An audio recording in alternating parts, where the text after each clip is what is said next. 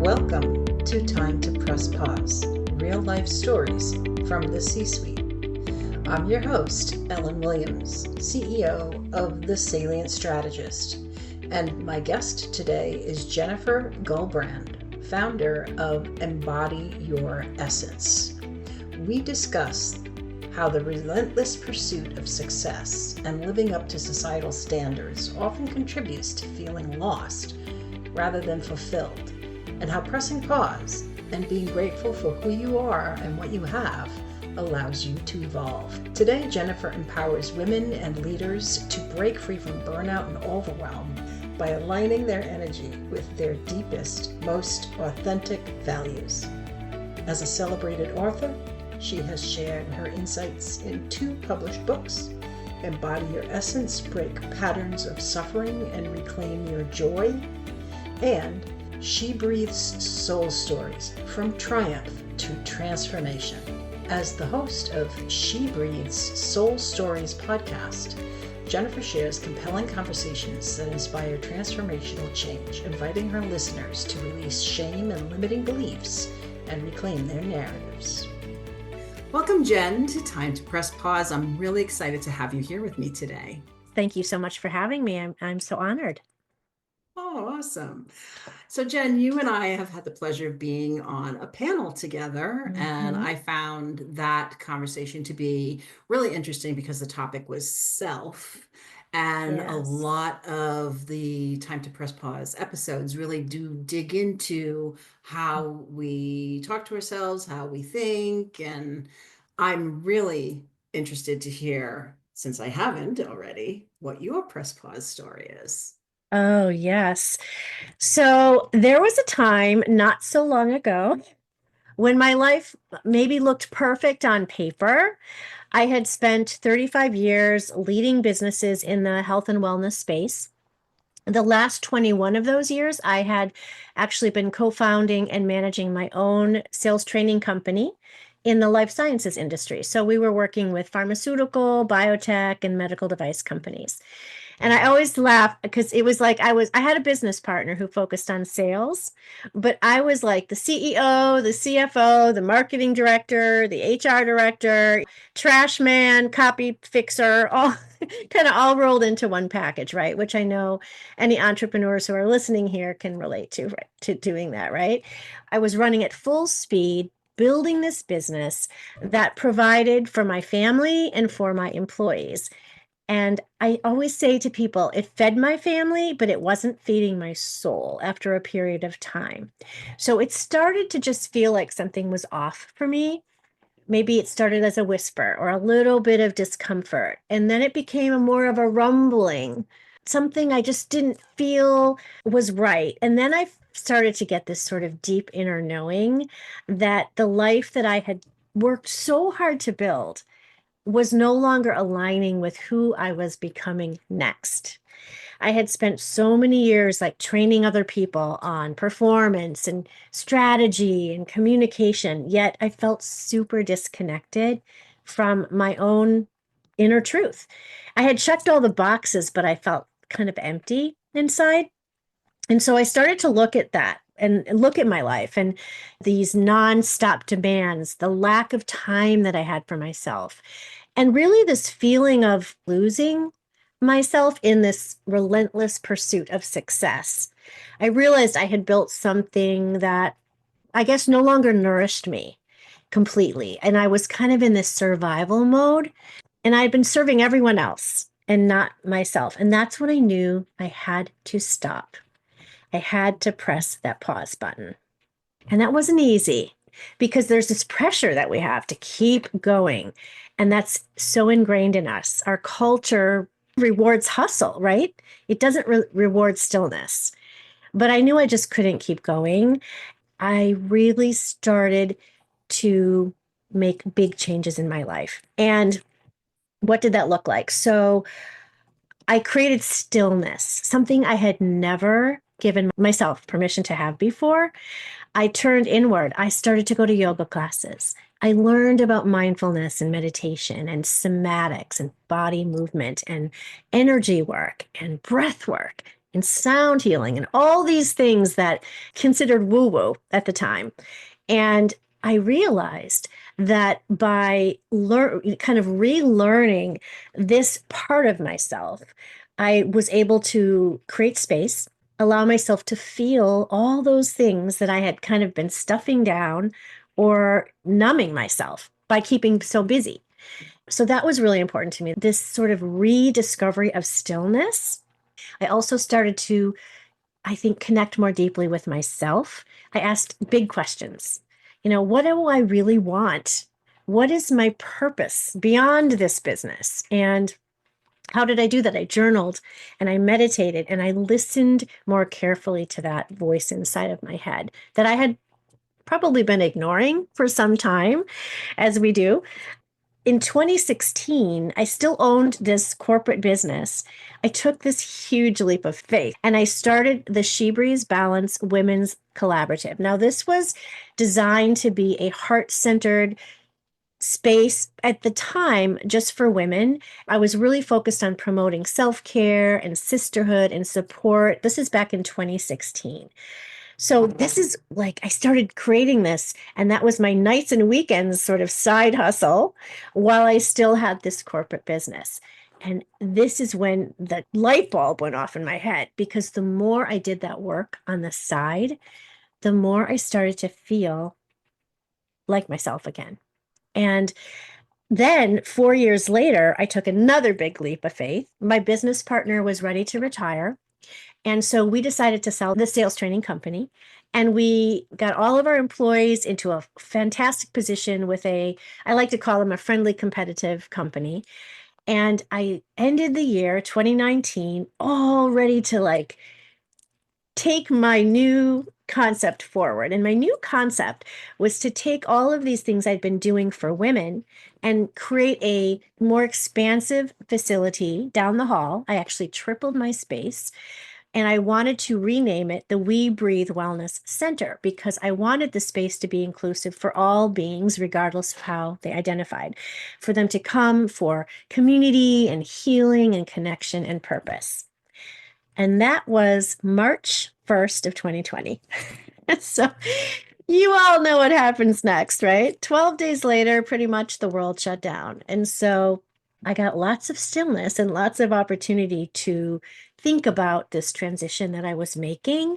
I think I know now that I was being called to create this place because we were going to need it more than ever before. But at the time it was really scary. So the decision to pause, to look at my life and to redefine what success meant to me is what changed everything. I didn't feel stuck. I felt like myself again. So that's my You felt story. like yourself. You felt like yourself again. And Yeah. although your story is unique, I think in my experience and some of the women that I've spoken to, and even some of the women on the panel that I mentioned earlier, Oh, yeah. refinding ourselves Right. after what you had said was a culture that rewards hustle, right? And we bought into Right. that, We did. right? So the refinding of yourself after getting through all that, I'm starting to see that as a little Yeah. bit of a recurring theme too. So thank you Absolutely. for a great story. I Thank think you. I heard a couple pauses in there. I think Oh, yes. I'm always pausing. I'm always pausing, Ellen. it's Well, a that's good part of thing. it is I think Yeah. the process taught me how to do that, how to Yeah. be mindful, how to give myself space, how to not feel like I had to have everything figured out right then and there. If we don't drop into our hearts, into our bodies, and really allow that integration, we can feel really stuck. And I think that Yes. happens to so many of us.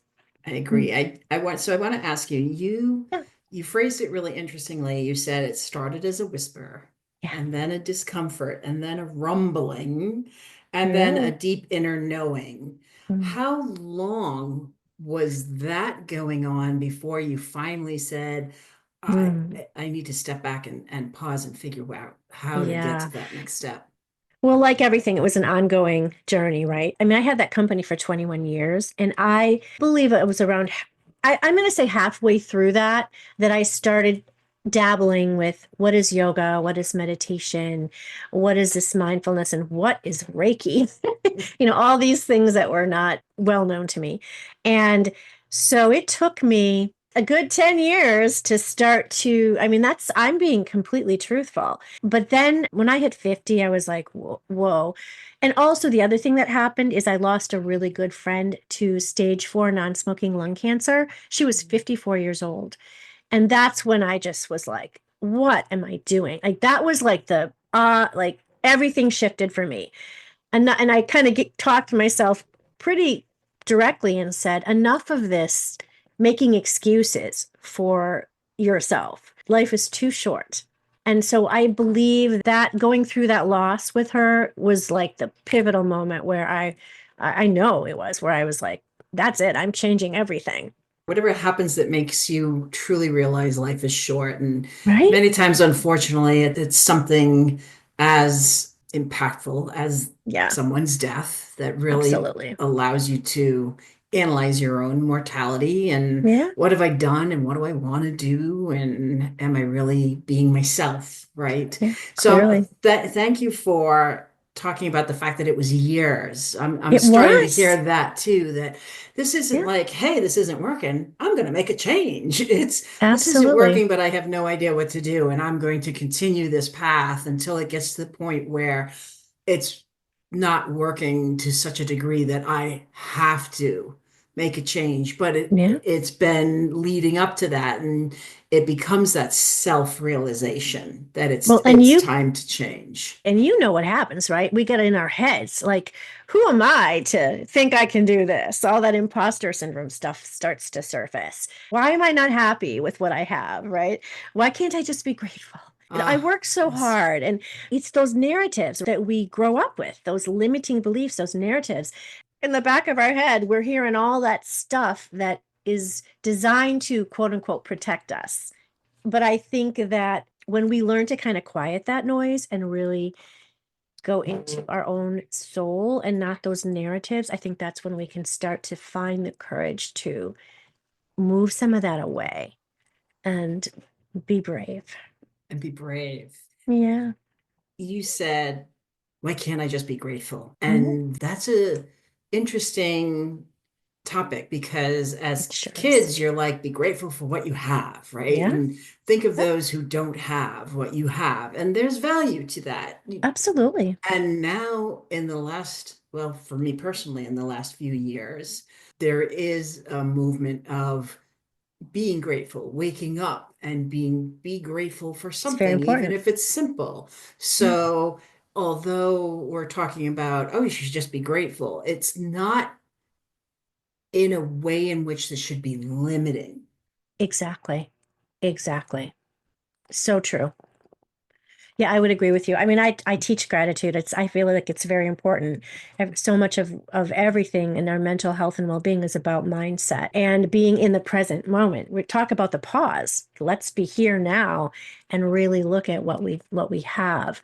I think when we're stuck or feeling trapped, as so many people do, we revert to that not so positive story. You have everything that should make you happy. And I Right. think, I mean, let's be honest, we're multidimensional beings and we're constantly evolving. So when we feel stuck, I think that's really uncomfortable for us. At least I know it is for me. Another Evolution. good word. Yeah, I have used that word many times. There was a moment in my life where my 2.5 kids and my yeah. husband and my picket fence, and I was sitting in the bedroom, and I have three kids actually. And they're playing outside Yeah, on a sunny summer day, and I was sitting there going, I feel so empty. yeah, There's got to be more to life than right. this. And so I've always felt like it So is an important. evolution. And I was talking to someone earlier this week and had another aha moment about something about myself. And I'm like, okay, add Yeah. that to the list of things I have to work on, Well, but right. Yeah. you're aware of We're them. a work in progress, girl. Absolutely, absolutely. So Yeah. interesting. So evolution and evolving is definitely what I would categorize my journey, and how I definitely have viewed it as, a lifelong learner, starting to be grateful in a different way that's more evolutional. What advice do you have for leaders, entrepreneurs, as to how they can identify it's time for them to press pause? That's a good question, is because so many of us don't do that. So I would say, if you're a high achieving CEO or an entrepreneur or a leader of any kind, you might be thinking that pausing is like a luxury that you can't afford. But the truth is, you cannot afford not to pause. If you're feeling exhausted all the time, burnout is real. It's not just about working long hours, it's about emotional depletion. So if your work no longer fuels you, it's time to pause because you feel depleted. If you feel like you've lost connection with yourself, if you're so busy serving everyone else that you don't know what you want or need, that's a red flag.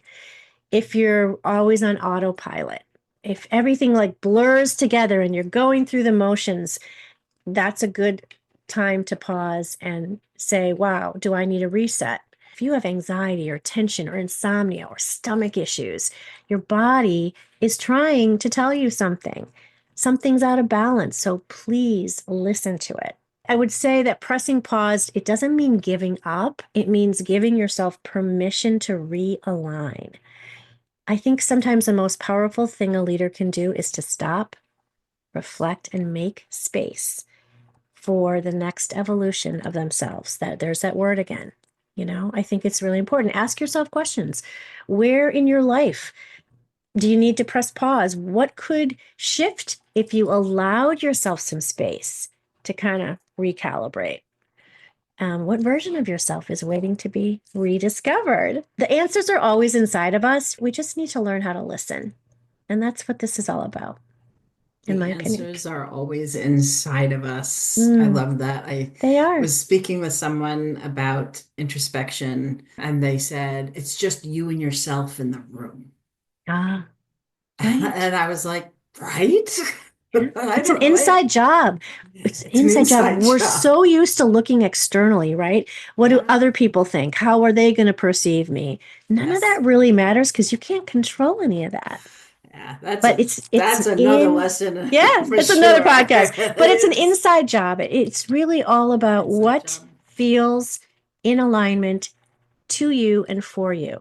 I love it. It's an inside job. Perfect. Yeah. Jenn, this has been great. Wonderful words of wisdom, really good little phrases that certainly resonated with me. Pausing is not giving up. You said something really unique, which is, so busy serving everyone else. These are great things to really reflect on. And I am so thrilled that we had the opportunity to have you here today on Time to Press Pause. I'm so grateful. I'm so grateful that you invited me to, and I'm looking forward to having you on my podcast as well.